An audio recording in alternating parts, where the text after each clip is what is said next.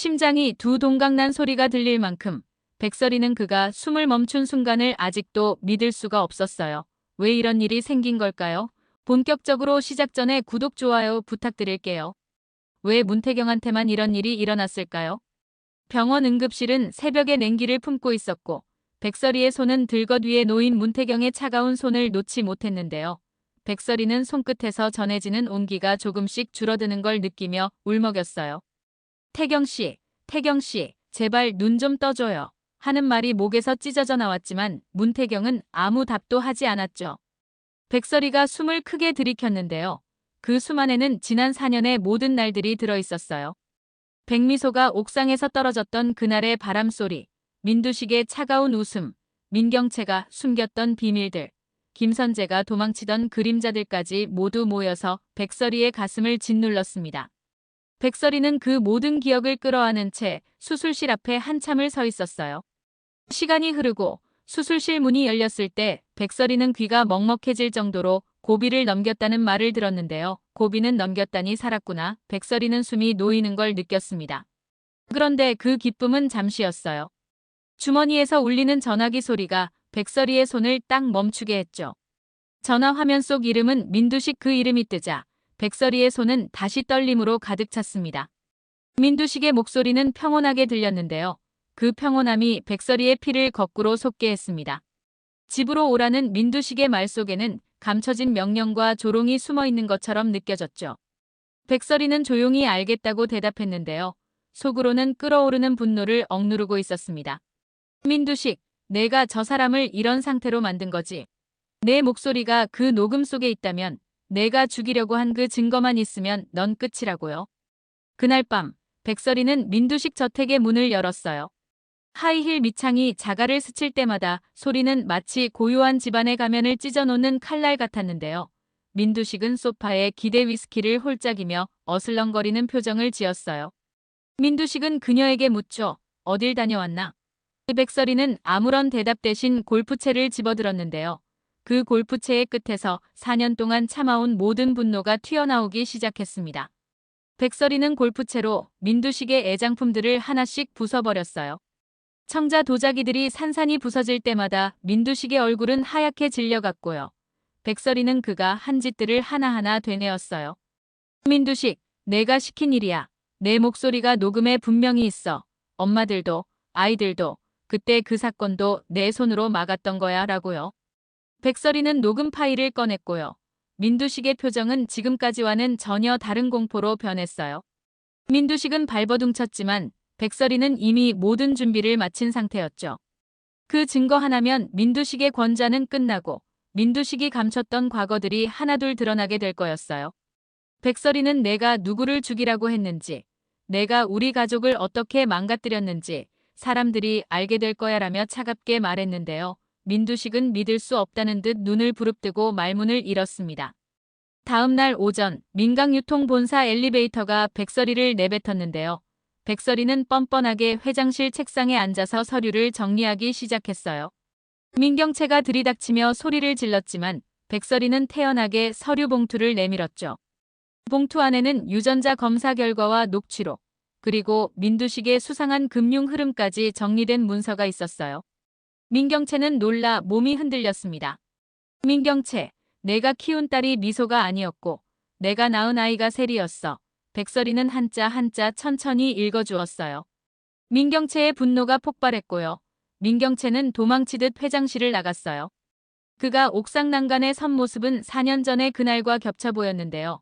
바람은 민경채의 머리카락을 휘날리고 민경채는 자신의 죄책감에 무너질 것처럼 보였어요. 백설이는 민경채 앞에 뛰어가 손을 내밀었죠. 내가 어떻게 복수했을까? 내가 죽으면 무엇이 달라질까? 백설이는 물었는데요. 민경채는 진심으로 고개를 떨구었고 결국 둘은 서로의 손을 잡았습니다. 백설이는 그 모든 증거를 들고 형사에게 달려갔는데요. 형사는 USB를 받아 경악했고 곧바로 수사가 시작되었어요. 민두식 저택은 경찰의 기습으로 포위되었고 민두식은 체포되었습니다. 민두식의 입에서는 아무 말도 나오지 않았는데요. 그가 법정에 섰을 때 그가 저지른 온갖 잘못들이 줄줄이 읽혔습니다. 민두식은 수갑이 채워진 채 끌려나갔고요. 이제 그 권력의 얼굴은 더는 권력으로 보이지 않았어요. 민두식의 몰락을 지켜보는 동안 백설이의 감정은 파도처럼 오르락내리락했어요. 복수의 달콤함이 찾아오긴 했는데요. 그것은 생각보다 쓰고 텁텁한 맛이었어요.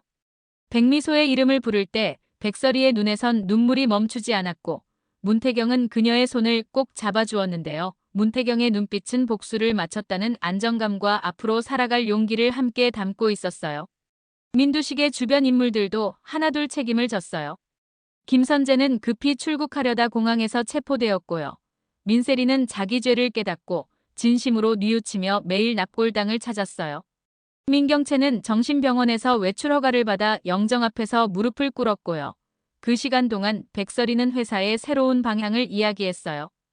약자를 짓밟지 않고 함께 성장하는 회사를 만들겠다고 민강유통을 바꾸겠다는 말이었는데요. 기자들 앞에서 백설이는 담담하게 말했지만 그 말 속에는 미소를 위해, 미소의 억울함을 풀기 위해 살아가겠다는 의지가 담겨 있었어요. 그러나 모든 것이 끝난 걸까요? 백설이와 문태경이 결혼식장에서 서로의 눈을 마주하며 약속을 나눌 때 백설이는 가슴 한편에서 여전히 무언가가 움트는 걸 느꼈어요. 행복하다는 감정과 더불어 어쩌면 누군가는 아직 진실을 완전히 알지 못하고 있을지도 모른다는 불안이 남아 있었죠. 백설이는 문태경의 손을 꼭 잡고 속으로 다짐했어요. 미소야, 엄마는 이제 내가 웃을 수 있는 세상을 만들어 보겠어. 진심으로 그렇게 속삭였는데요. 햇살은 두 사람을 비추었고 꽃잎이 날리며 장면은 잠시 평온해졌습니다. 하지만 인생은 그렇게 간단하지 않았어요. 과거의 상처는 생각보다 깊었고 민두식의 잔당들과 결탁한 그림자들은 완전히 사라지지 않았죠. 민경채의 죄책감과 민세리의 속죄, 김선재의 처벌, 그 모든 것은 시간이 지나도 아물기 힘든 상처였는데요. 백설이는 그럼에도 불구하고 하루하루를 선택하며 살아가기로 했어요. 문태경과 함께 걷는 길이 때론 버거웠지만 그 길 위에서 백설이는 조금씩 웃는 법을 배웠습니다. 사건이 종결된 뒤에도 백설이는 때때로 밤하늘을 올려다보며 미소의 얼굴을 떠올렸는데요. 미소의 웃음이 들려오는 것만 같으면 백설이는 숨이 가볍게 풀렸습니다. 가끔은 민경채가 병원에서 나와 백설이에게 편지를 보냈고요. 민세리는 봉사하며 자신을 갚아가려 애썼어요. 사람들은 각자의 방식으로 살아가고 있었고 백설이는 그 틈에서 미소의 빈자리를 품은 채 누군가에게 손을 내밀며 살았는데요. 그것이 그가 택한 복수의 마지막 모습이었습니다. 물론 이 이야기는 단지 한 번의 승리로 끝나는 복수담이 아니었어요. 권력의 붕괴는 새로운 균열을 낳았고 민두식의 재산과 영향력이 사라진 자리에 또 다른 야망들이 자라날 여지가 엿보였는데요. 민강유통을 둘러싼 사람들은 각자 다른 계산표를 들고 움직였고 백설이는 그 속에서 또 다른 결단을 내려야 했습니다. 백설이는 민강유통의 회장이 되었지만 그 책임은 생각보다 무거웠어요. 직원들의 삶, 거래처의 생계, 사회적 약자들의 목소리까지 모두 신경 써야 했는데요. 백설이는 회사를 단순히 이익을 내는 기계로 만들지 않겠다는 약속을 지키려고 애썼습니다. 문태경은 그 곁에서 든든한 버팀목이 되었고요. 두 사람은 서로를 지켜주며 앞으로의 삶을 설계해 나갔습니다. 이야기는 이렇게 끝나지 않아요.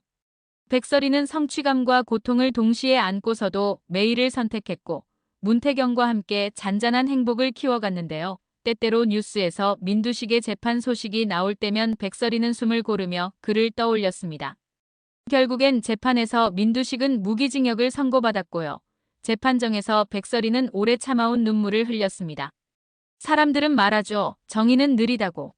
하지만 백설이는 자신만의 방식으로 정의를 만들었고 그 정의는 미소를 위해 시작된 것이었어요. 미소가 만약 이 모든 걸 지켜보고 있다면 백설이는 그에게 웃어달라고 부탁할 것 같았는데요. 그리고 미소가 웃는다면 백설이는 그 웃음 하나로 충분하다고 느꼈습니다. 그래서 결혼식 날 백설이는 하늘을 보며 작은 목소리로 말했어요. 미소야, 엄마가 해냈어.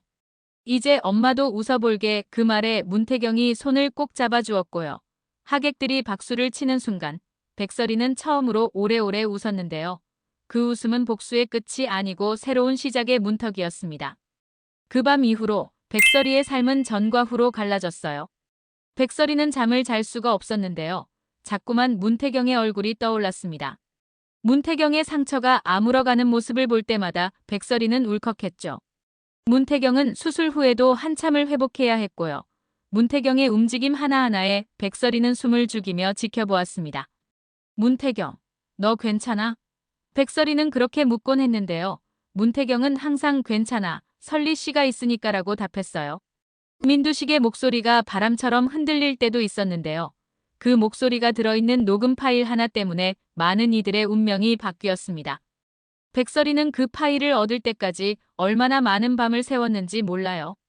녹취록을 만든 날, 백설이는 작은 방 안에서 손이 떨리는 상태로 파일을 되감아 들었는데요. 민두식의 말투, 민두식의 숨소리, 민두식의 명령이 하나하나 귀에 박혔습니다. 그 녹음은 증거로의 가치뿐만 아니라 백설이의 내면에서도 무언가를 깨웠어요. 복수라는 단어가 달콤하게 부풀어 오르는 순간도 있었고요. 복수가 이루어져도 상처는 사라지지 않는다는 것을 깨닫는 순간도 있었죠. 백설이는 자신이 복수를 선택한 이유를 곰곰이 되물었습니다.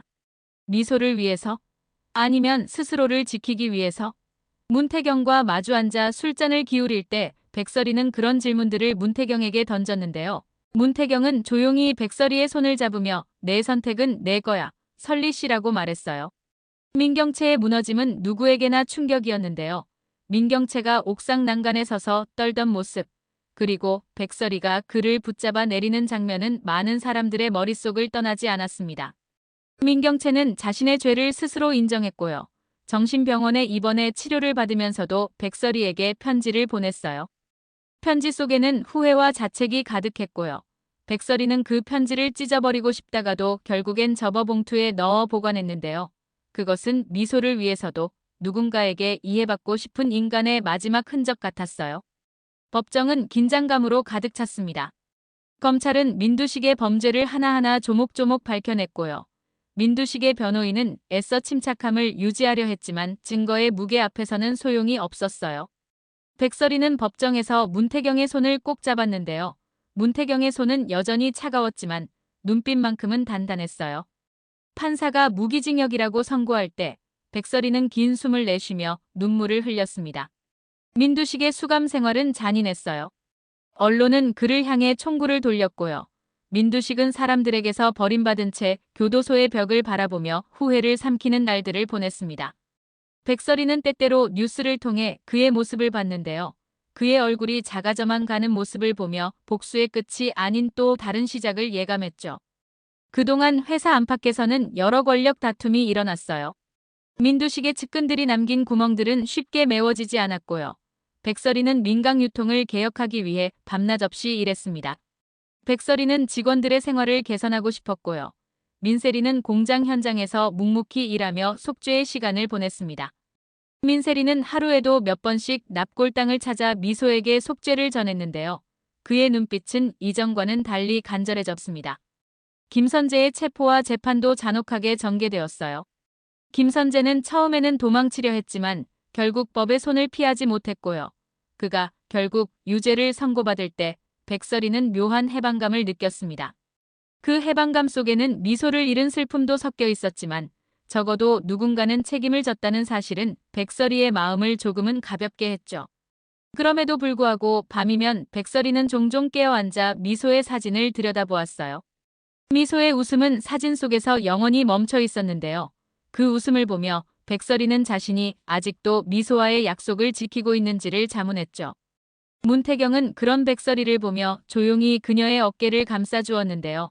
문태경의 온기가 백설이에게 조금씩 스며들며 그녀는 다시 걷기 시작했습니다. 미디어는 사건을 갖고 여러 이야기들을 만들어냈고요. 백설이는 때때로 왜곡된 기사들을 보며 분노했어요. 일부 기자들은 선정적인 제목으로 사람들의 관심만을 끌려 했고요. 백설이는 그러한 상업적 호기심이 미소의 죽음을 더 깊게 파헤친다는 것을 알았습니다.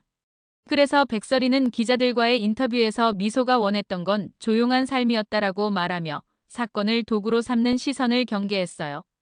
법은 사람들의 손에 놓인 채 천천히 작동했는데요. 백설이는 법이 전부가 아님을 알았어요. 정의는 때로 늦고 때로는 비뚤어지기도 했지만 그래도 백설이는 법정에서 평온을 얻는 법을 배웠습니다. 문태경과 함께한 시간들, 미소를 위한 자그마한 의식들, 매일 납골당에 놓는 작은 꽃 한 송이, 그런 것들이 백설이에게는 살아가는 이유가 되었어요. 그러던 어느 날 백설이는 회사의 직원들과 함께 작은 행사를 열었는데요. 그 자리에서 민강유통의 새로운 복지 제도를 발표했어요. 직원들은 눈물을 흘리며 박수를 쳤고요. 민세리는 조용히 눈물을 닦았습니다. 백설이는 손을 들어 인사했는데요. 그 인사 속에는 단순한 경영자의 목소리만이 아니라 미소를 위한 약속이 함께 담겨 있었어요. 그러나 어둠은 완전히 사라지지 않았어요. 민두식의 잔당들이 남긴 작은 연결고리들이 여기저기서 얼굴을 내밀었고요. 그들은 백설이의 발목을 잡으려 했습니다. 백설이는 그런 위협들을 하나씩 끊어내야 했고요. 문태경과 함께 치밀하게 계획을 세워 문제를 해결했어요. 둘은 때때로 위험한 거래 현장에 직접 나가기도 했는데요. 백설이는 그런 순간에도 미소의 이름을 되뇌며 굳건히 버텼습니다.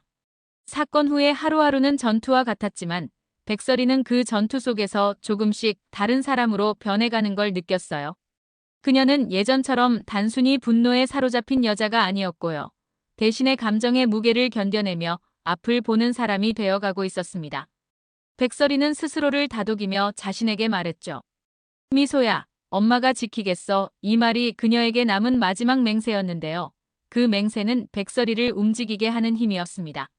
어느 서늘한 밤, 백설이는 혼자 집 앞 잔디밭에 서 있었어요. 달빛 아래에서 백설이는 문태경과 함께했던 기억들을 하나하나 꺼내보았는데요. 문태경의 웃음, 문태경의 떨리는 손, 문태경이 백설이를 처음으로 불러준 그 말들, 모든 게 백설이에게는 보석처럼 소중했습니다. 그녀는 그 보석들을 아끼며 앞으로도 미소를 위해, 사람들을 위해 살아가기로 했는데요. 그 길이 쉽진 않겠지만 적어도 그녀는 이제 더 이상 혼자가 아니었습니다. 여기서 이야기가 끝난다고 말하긴 어렵습니다. 인간의 상처는 때로 오래 머물고 때로는 예기치 못한 때에 다시 아물기도 해요.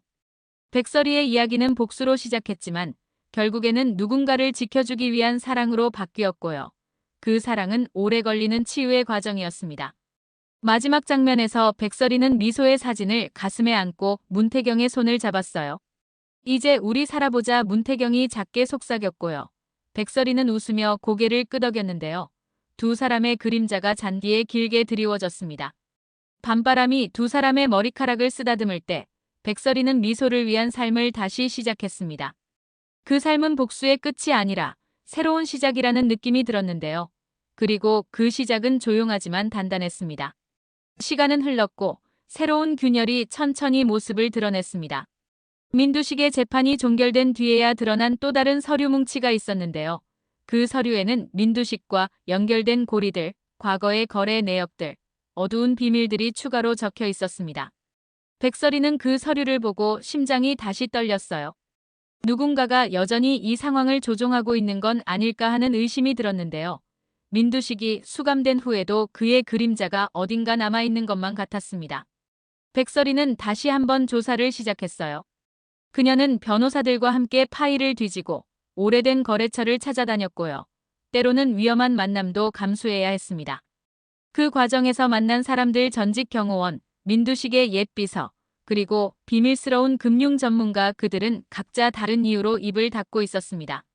백설이는 그들의 눈빛에서 두려움과 후회의 흔적을 읽었는데요. 그 흔적들은 사건의 실마리를 조금씩 풀어줬습니다. 그 실마리 중 하나가 바로 해외 계좌였어요.